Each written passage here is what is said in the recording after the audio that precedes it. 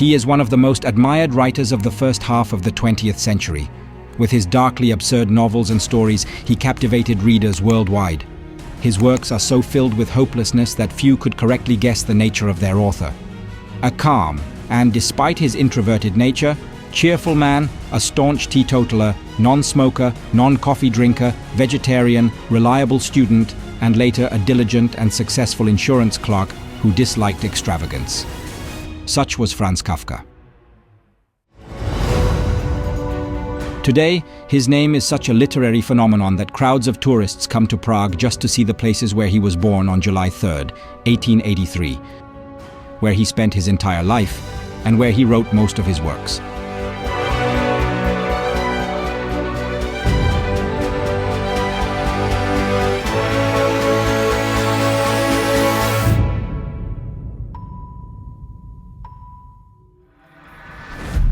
Franz Kafka was born into the family of a Jewish haberdashery merchant, Hermann Kafka, and Julie Kafka, née Lovi.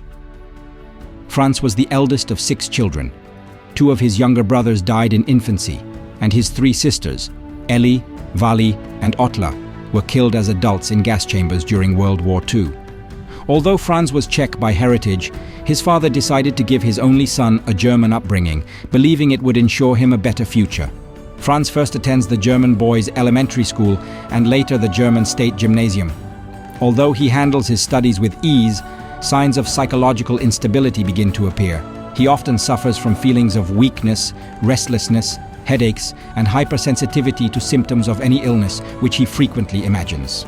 His fragility, coupled with his delicate physical constitution, irritates his father, a robust and hearty man. He criticizes his son for his weaknesses, claiming he dwells on trivialities unbecoming of a man. This deeply wounds Franz, leading to estrangement from his father. At 18, Kafka enrolls at the German Faculty of Law in Prague, a period that marks a turning point in his life. It is then that he begins to write. Initially, it seems to serve as a form of therapy, helping him relieve his neurotic feelings. He writes his first short stories, reflections, and diaries, which he shares with his classmate, the budding writer Max Brod. Brod is struck by the texts, so unique, provocative, and gifted, that he urges Kafka to publish them and invites him to join the so-called Prague Circle, a group of predominantly Jewish Czech writers who, like Kafka, wrote in German. Max Brod gradually becomes not only Kafka's closest friend, but later also the man who will play a significant role in bringing Kafka's work to global fame. But that, of course, is getting ahead of the story. Now we are in the year of 1906. Kafka graduates in law and begins working the following year, first at the Generali Insurance Company and later at the Workers' Accident Insurance Institute. He is successful. Starting as a junior clerk, he quickly rises to the position of secretary, a significant career advancement. His colleagues and superiors hold him in high regard, especially praising his unusually calm and diligent nature. Kafka is said to reliably and punctually fulfill all his work obligations. Outwardly, everything seems ideal, and in his letters, Franz writes of feeling pride in his work and accomplishments. Yet, other passages reveal a different inner world. My job is unbearable to me because it conflicts with my sole calling, which is literature. Kafka publishes his first texts in 1908 in the Munich magazine Hyperion and in the almanac Arcadia by his friend Max Brod. He occasionally reads his stories aloud in public. According to Brod, Kafka always arrives at readings meticulously and thoughtfully dressed, taking great care in his appearance. He maintains his physical health through regular swimming, rowing, and cycling. In social settings, he avoids drawing attention to himself, dislikes extravagance and coarse humor, and comes across as gentle, smiling, and kind. It's no surprise, then, that during his readings, more than one woman is captivated by his hypnotic eyes and slightly devilish appearance. Kafka's relationships, however, are perhaps even more complicated than his connection to work and literature.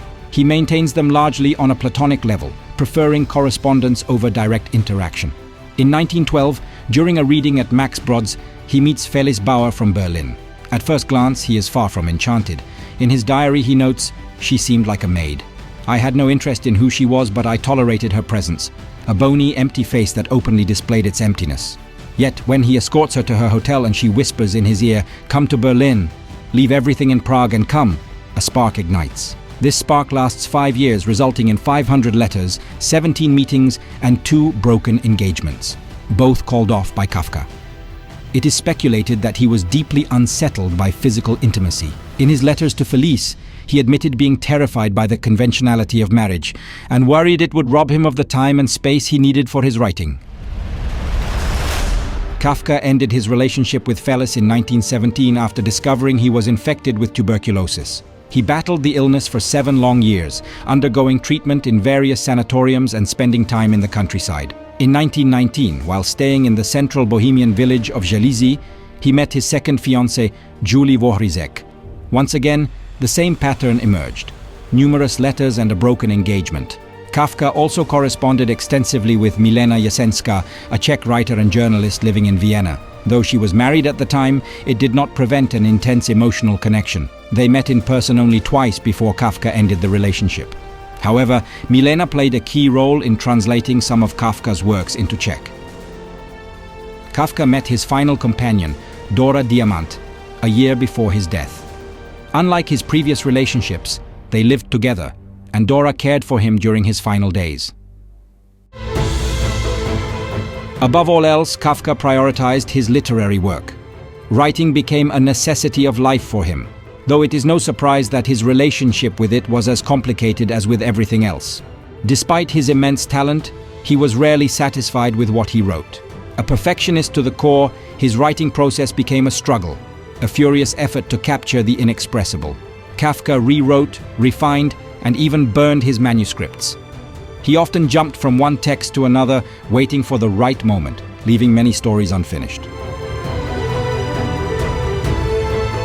Kafka wrote about feelings of loneliness and alienation, the futility of effort, and the absurdity of bureaucratic machinery. His protagonists are often humiliated victims of this machinery, denied even a simple explanation for their suffering.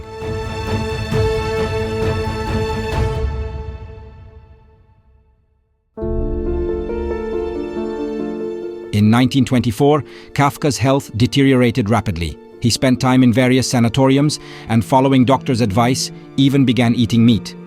However, none of this helped. On June 3, 1924, in a sanatorium in Kierling, Lower Austria, Franz Kafka succumbed to tuberculosis at the age of just 40 years.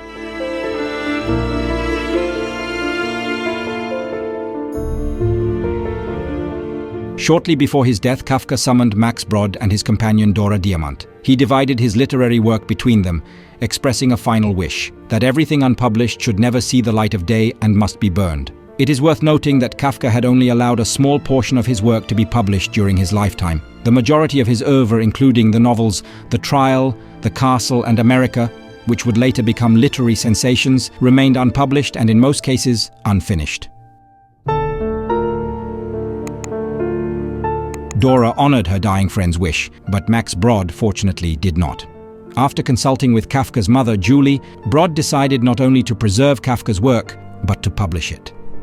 Thus, by the late 1920s, readers were introduced to Kafka's extraordinary, absurd, and distorted world. A world so unique that, despite its bleakness, it captivated millions and inspired countless authors of the emerging literary movement known as existentialism.